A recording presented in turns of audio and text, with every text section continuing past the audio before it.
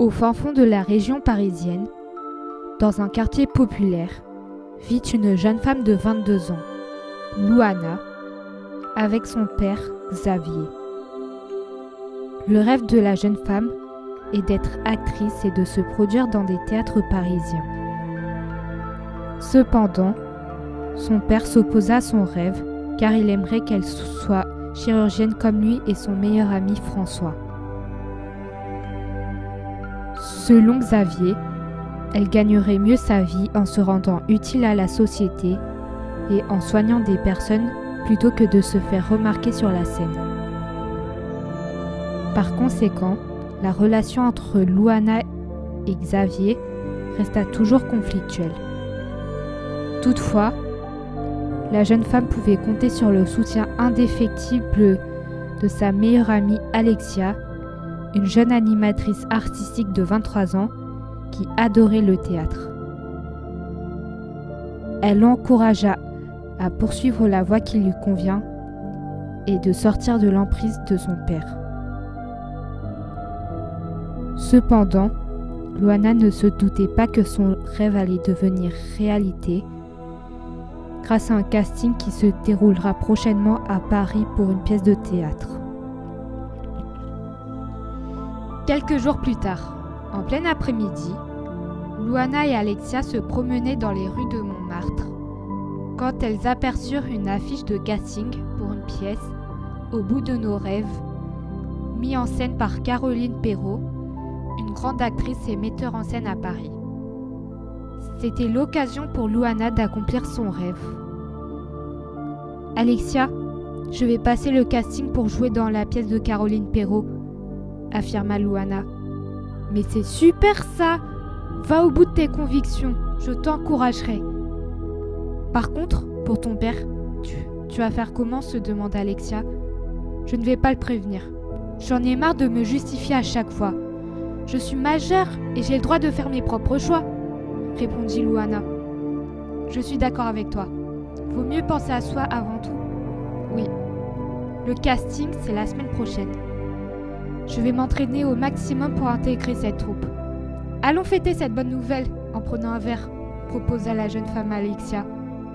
Allons-y et c'est moi qui paye. Tu es sûre ? Parce qu'on va flamber ta carte bleue.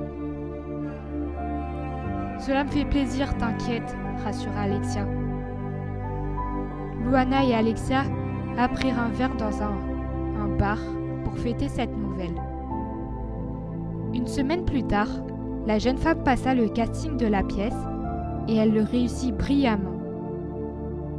Un agent lui annonça le lendemain qu'elle a été prise dans la troupe de théâtre et que les répétitions commenceraient dans un mois. Super contente, Louana annonça la bonne nouvelle à sa meilleure amie, mais retomba sur son piédestal lorsque Xavier lui demanda pourquoi elle est si contente.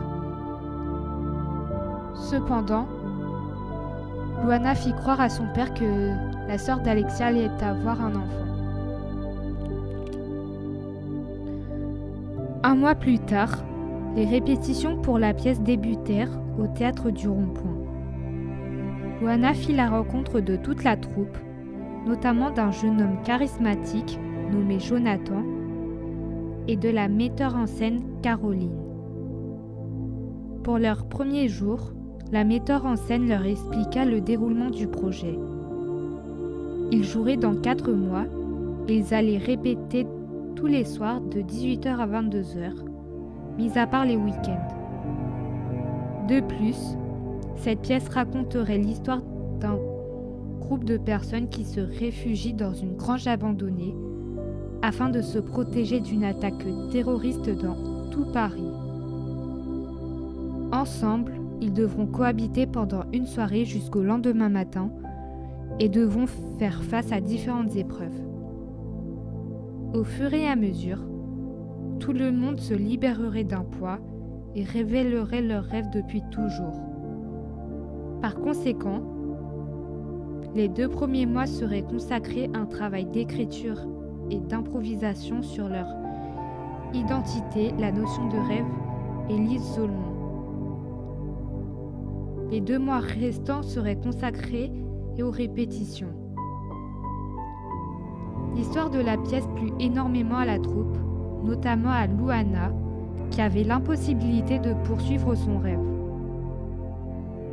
3 mois plus tard, après avoir réalisé le travail d'écriture et d'improvisation, les répétitions continuèrent et la pièce se prit forme petit à petit. Luana continuait à s'épanouir sur scène et impressionnait ses camarades, notamment Jonathan, devenu un ami, ainsi que Caroline. Par ailleurs, celle-ci décida de discuter avec la jeune femme. « Félicitations Luana pour ton travail, jusqu'ici. C'est impressionnant », complimenta Caroline. « Merci beaucoup », répondit la jeune femme. « Tu as un talent hors norme. Tu apportes un côté de ta personnalité dans ton personnage et tu es très instinctive.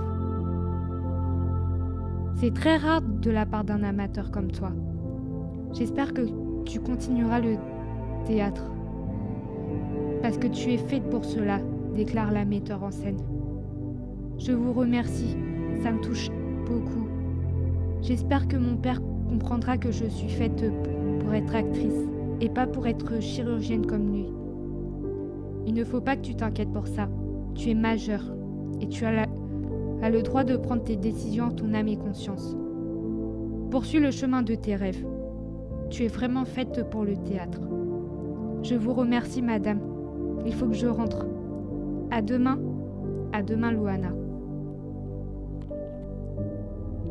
De retour chez elle, Luana se retrouva face à son père, qui était très énervé qu'elle rentre tard le soir. Il la confronta sur son retard. « Tu as quelque chose à me dire, Luana ?» déclara Xavier.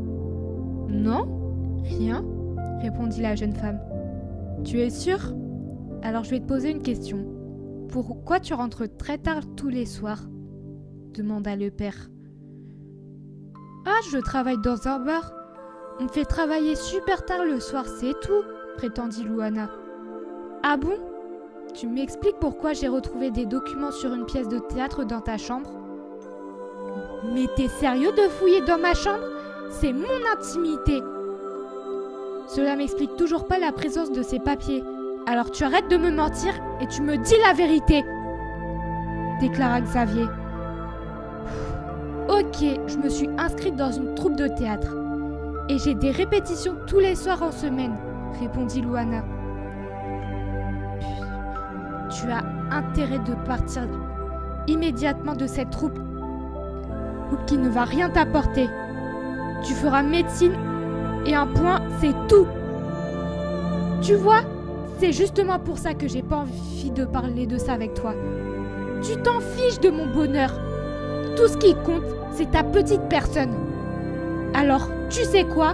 Je vais partir d'ici. Je suis majeure et j'ai le droit de faire ce que je veux de ma vie. Je vais continuer le théâtre que tu le veuilles ou pas. Je suis faite pour ça et je ne m'engagerai pas dans quelque chose que je n'aime pas, déclara la jeune femme très énervée. Luana partit de chez elle en claquant la porte, laissant son père seul et désespéré. Elle passa la nuit chez Jonathan, qui la réconforta après la dispute. Il lui conseilla de se changer la tête et de laisser son père se calmer afin d'avoir une discussion à cœur ouvert. Il rajouta également que si elle avait quelque chose à régler, c'est sur la scène qu'elle pourrait tout extérioriser. Luana remercia le jeune homme pour sa bienveillance. Il l'autorisa également à dormir chez lui pendant le temps du spectacle. Quelques semaines plus tard, le jour de la première représentation est enfin arrivé. Tout le monde eut une montée d'adrénaline, notamment Luana très stressée car elle avait envie de monter sur scène. Néanmoins, elle ne se douta pas que son père était présent avec son meilleur ami François et Alexia. La pièce commença. Toute la troupe donna le meilleur d'eux-mêmes et se surpassèrent.